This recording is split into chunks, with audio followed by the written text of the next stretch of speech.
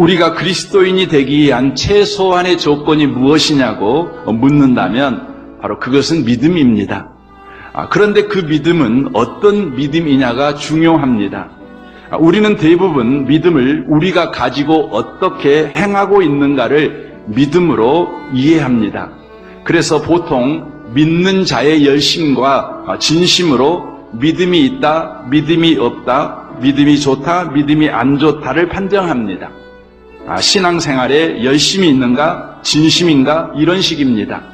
그러나 성경이 말하는 그리스도인의 믿음, 구원에 이르는 믿음은 믿는 자의 열심과 진심에 대한 것이 아닙니다. 하나님의 열심과 진심을 믿는 믿음입니다. 그래서 오늘 본문 4절은 이렇게 말씀합니다.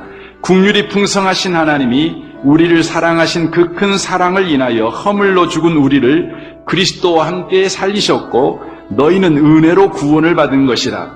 또 함께 일으키사 그리스도 예수 안에서 함께 하늘에 앉히시니 이는 그리스도 예수 안에서 우리에게 자비하심으로써 그 은혜의 지극히 풍성함을 오는 여러 세대에 나타내려 하심이라. 너희는 그 은혜에 의하여 믿음으로 말미암아 구원을 받았으니 이것은 너희에게서 난 것이 아니요 하나님의 선물이라 라고 말씀합니다. 구원에 관한 말씀을 하고 계시는데 여기에 우리의 열심과 진심에 관한 이야기를 한 획도 말씀하고 있지 않습니다. 또 믿음에 관한 말씀을 할 때에도 우리의 열심과 진심에 관한 이야기를 한마디도 하고 있지 않습니다. 다만 여기에 보면 그 은혜에 의한 믿음이라고 표현하고 있습니다.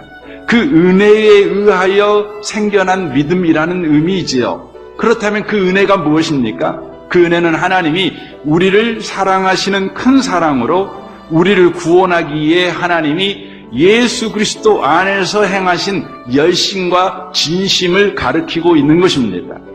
그 하나님의 열심과 진심이 바로 만들어낸 믿음, 그것이 그리스도인의 믿음이고 또한 구원을 받을 만한 믿음이 된다고 성경은 바로 이야기하고 있는 것입니다. 믿는다는 이 단어는 문법적으로 보면 타동사입니다.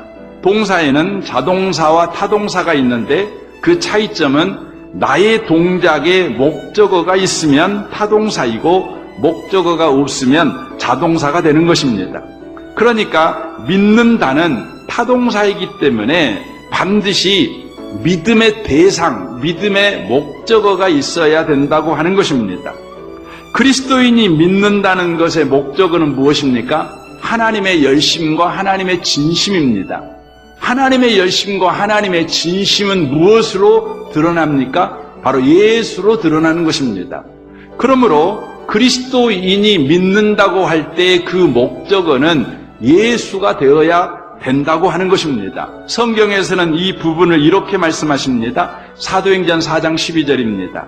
다른 이로서는 구원을 받을 수 없나니 천하 사람 중에 구원을 받을 만한 다른 이름을 우리에게 주신 일이 없음이라 하였더라 라고 말씀합니다. 이것을 목적어를 넣어 바로 표현하면 이런 말씀입니다.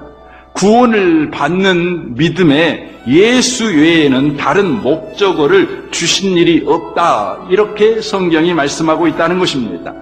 그러므로 구원은 더 이상 죄를 안 짓는 사람이 된 것이 아니라 무슨 죄든지 책임져 주시는 예수님 안에 있게 되었다는 것을 의미하는 것입니다. 이는 죄를 더 지어도 된다는 안심을 말하려고 하는 것이 아니라 새로운 인생을 살게 되었다는 것을 말씀하시려는 것입니다.